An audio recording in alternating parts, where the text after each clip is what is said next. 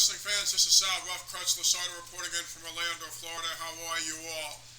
Been getting a lot of feedback recently about the tribute to the referees I had done on a prior Rough Cuts, and felt a lot of you, thanks to you viewing, and my boss Bill Apter, we asked to do a part 2 of the tribute to referees that I have left out. I mean, it was kind of one of those things there where can only get so much in. So through popular demand through you, the viewers, you wanted me to talk more about a secondary tribute to referees. So this is going to be part 2 of the tribute to referees here only on Rough Cuts. That's right. So please be advised, these are my opinions only. They're not affiliated with any wrestling promotion or Bill Apter. This is going to be part 2 of the referees. And we're going to start talking about the one that appeared on the initial one when I did the last Rough Cuts was Tommy Young. Tommy Young, just so you know, is very much alive in 2021 at the age of 74. He was a wrestler in 1971, and then he turned referee in 1975. Mostly under the NWA under Crockett, he became a senior referee in the 80s, but that's where he was mostly noted for, was refereeing heavyweight title matches and working for Jim Crockett throughout the 80s. He was one of the most popular referees of the early 80s. He was a 5-time referee of the year and officiated some of the biggest main event matches, heavyweight title matches in the history of the NWA under Jim Crockett. Unfortunately for Tommy Young, he did suffer a legitimate career-ending injury in 1989 between a match between Mike Rotunda and Tommy Rich. Tommy Rich inadvertently threw Tommy Young into the ropes, and Tommy Young hit the ropes and bounced off, and he broke his neck. Legitimately, it did air about a month after it, but it was a couple weeks after. But the incident happened on a house show taping November 28, 1989, and he suffered a legitimate injury, and now his career had came to an end after starting in the 70s. Tommy, still alive and well, does sporadic appearances, occasionally jumps in the ring, but obviously not taking any bumps, but still there for the fans and taking doing it for the fans and making those appearances. He has been married for well over 40 years and has children and grandchildren, and as of this Rough Cuts, he's age 74. He belongs in the Hall of Fame too. Yes, he is a Hall of Fame referee. Surprised did not get more recognition because his career may have been cut short still, but he had a long, working those difficult matches, title matches under Crockett, and that's very difficult indeed back in those days. So yeah, Tommy Young, very much alive. People have been asking me. And like a lot of these referees, they started as a wrestler and then they became a referee, as I'll go through some more of the names. But yeah, Tommy Young, very much alive, 5-time referee of the year by the Associated Press, and just an all-around good guy. And yeah, he's not gone. He's very much alive, guys. Teddy Long, another guy that came along, our first African-American referee, and started in 1985 again for the NWA. He was prominent in the NWA before heading over to the WWE, WWF. But he, like referees with the angles, he became a heel and started to side with the heels, and he stuck with that role up from 1985 to about into the 90s, really is what it was.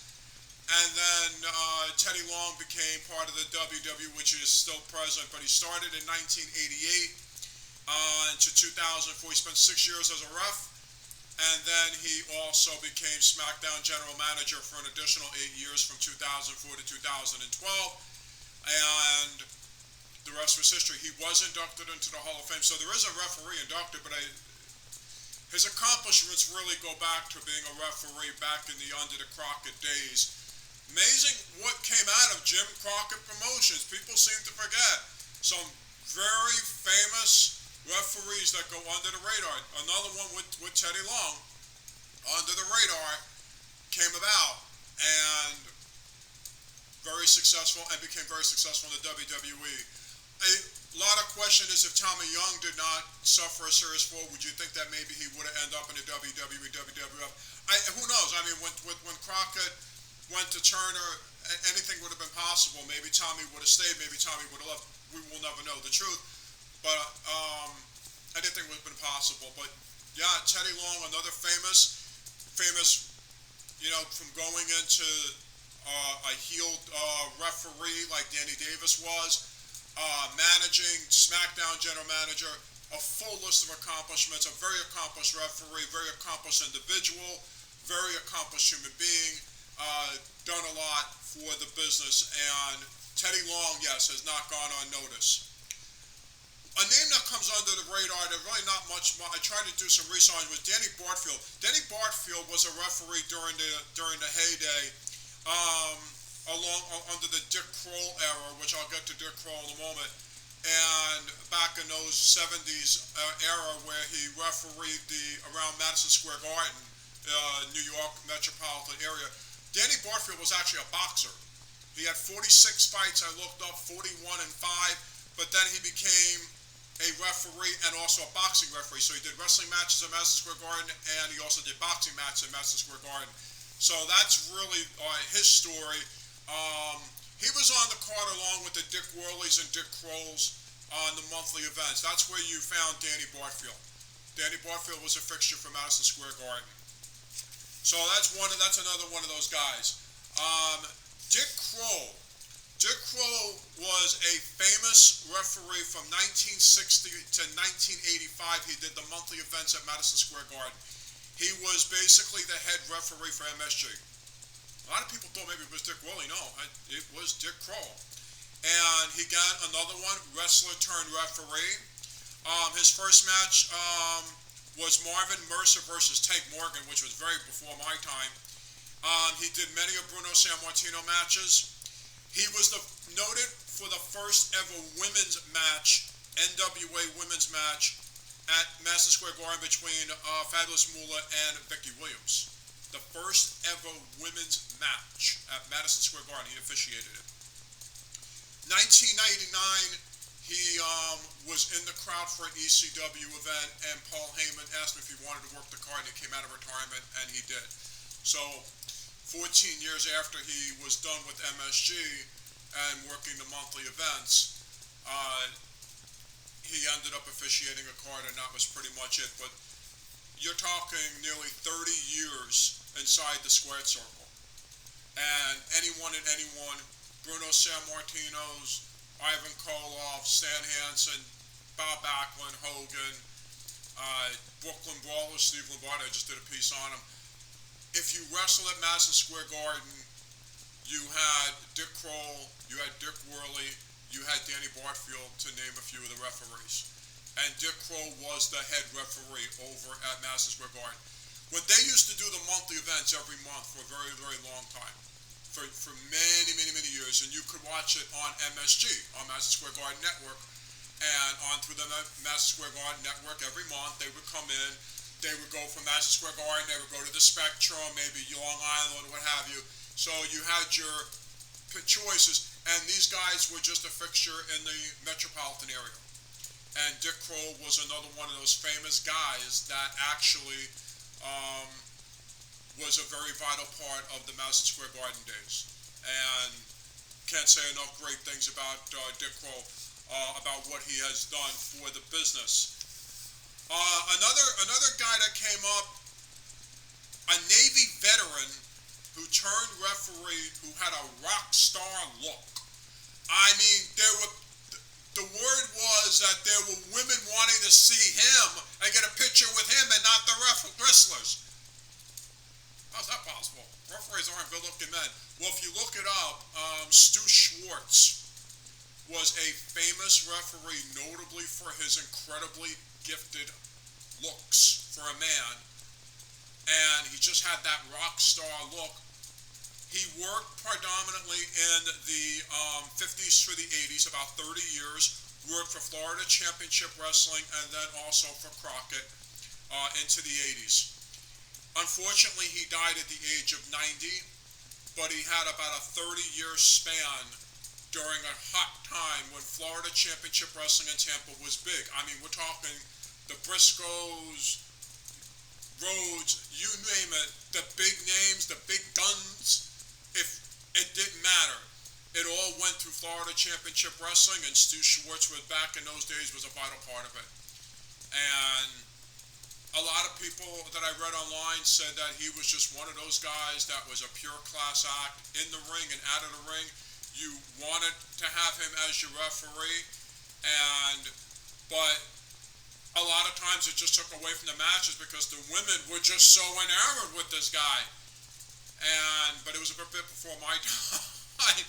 But yes, Stu Schwartz is another one, passed away at the age of 90, but he will be remembered back in those days. If you ask the wrestlers that were alive that worked during the Florida Championship Wrestling back in Tampa back in those days, they would tell you this guy was something else, truly something else. Yeah, he was well ahead of his time and a very special, very talented wrestler. He did not read anything negative about this guy, but he just had a look that women wanted. And whether you obliged or not, I'm not going to comment, I'm not going to get into it. But as a referee, yes, he was very special, and the performers thoroughly enjoyed when he officiated a match. Going to get into one more guy here that I didn't want to leave out. It was actually a friend of Bill Apter's. Before I wrap it up, his name was Joe Higuchi. He was a Japanese wrestler, Japanese referee, and he was a very dear friend of Bill Apter. His first official match that he wrestled, he was the first official Japanese referee to referee in the NWA. That's what it was. He worked for Japan Pro Wrestling All Japan from 1972 to 1990. He refereed over 20,000 matches in 32 years. And you know, Bill Apter over 33 years definitely covered the guy because Bill Apter told me he did, and he knew him. He was a dear friend of his. He officiated the NWA Heavyweight Championship match between Jack Briscoe and Dory Funk Jr. in St. Louis. He was known for, which was very unusual back in those days, but he was known for refereeing for taking bumps, and which was unheard of at the time, but he was known for taking the bumps. And then obviously became more of a fixture where referees would take bumps later on, but he was more known for taking bumps. 20,000 matches, he took his share of bumps. His last match was in 1997, March 1st of 1997, against a Japanese wrestler against Misawa, against Dr. Death Steve Williams. That was his last match. Sadly, he passed away in 2010 at the age of 81. He was posthumously inducted into the Pro Wrestling Hall of Fame Museum in 2018. And sad, yeah, 11 years he's gone. But first Japanese referee to officiate a match in the NWA. And, you know, like I said, Crockett and these guys take notice, and they took notice back in the day. The Tommy Youngs, the Teddy Longs, the Nick Patricks of the world, Joe Higuchi, I can't pronounce his name. Pardon me, Bill Apter, I'm sorry, my friend. But a lot of famous referees, like the WWE, got noticed by Crockett and became fixtures of their promotions. Because without referees, you don't have a promotion. You don't have a match. They occasionally have to take bumps. Unfortunately, with Tommy Young, he took a legitimate bump that ended his career. But at the end of the day, that was the job. That's what they signed up for. Obviously, it wasn't intentional by Tommy Rich, and of course, Tommy Rich probably feels very sick about it. But it is part of the business. Nobody wants to see a referee get legitimately hurt, not even the performer. So don't even think that there's no animosity. They're just doing their job and doing what the promoter asks. and they're working with the performers to give the best possible reaction out of the fans. They're a performer just like the performers themselves. And who knows if Tommy Young's career, if it didn't get short, how much longer he would have gone or what he would have done. But he will be remembered for what he did and the accomplishments that he did. The same way Dick Crowley is remembered for being head referee at Madison Square Garden and working along the lines of Dick Worley and Danny Barfield and so many others. Referees played a vital part in the business and always do, and they just don't get enough credit or recognition for the work that they do and continue to do even in the modern day era. Yes, they take more bumps, they're more involved, but they're very highly trained, athletic, skilled athletes and performers. And these guys back then were as well. I mean, look at Stu Schwartz. He was a Navy veteran. Yeah. Right here in my notes. I have it right here in my notes. I looked him up. Navy veteran. Stu Schwartz was a Navy veteran. Rockstar looks turned into a referee. And a lot of these guys started as wrestlers turned referees. And that's how they learned their craft. They learned how to take the bumps, learned how to take the falls. So when they became referees, they could take it. They had to know when to take a bump. But Joe was one that was famous for it. And 20,000 matches in 32 years, that's quite a bit. Yeah, quite a bit for him and a lot of these other guys too. The Dick Crowells, the Tommy Youngs, Theodore Long, the late Dick Worley, all these guys had worked a long, long time and did a lot of matches. And it's amazing that they didn't get hurt more so than what we hear and read about nowadays. But that just goes to show you the amount of training that they had, and sometimes with the amount of training that they had, you can't prevent an injury that happened like to Tommy Young. So, with that being said, this was part 2 of the tribute to the referees for you, the fans. I hope you enjoyed it. Tried to cover on as much as we can in 17 minutes, but again, these guys will always be a fixture and a staple mark in our minds, our hearts, and our souls, and we owe each of these guys, for the last 2 rough cuts, a deep debt of gratitude, whether they're alive or gone, for what they have contributed to the world of professional wrestling, no matter where they worked, and allow the platform to be able to be where it is today in any wrestling promotion, whether it's the WWE, AEW, the indie scene, Impact, it doesn't matter. These guys created the platform that we have today for men and women, not just the men, but the women as well, to be highly trained, highly skilled, athletic, and being able to be knowledgeable and know when to take the bumps, when to do what, how to get the crowd reaction, the whole 9 yards.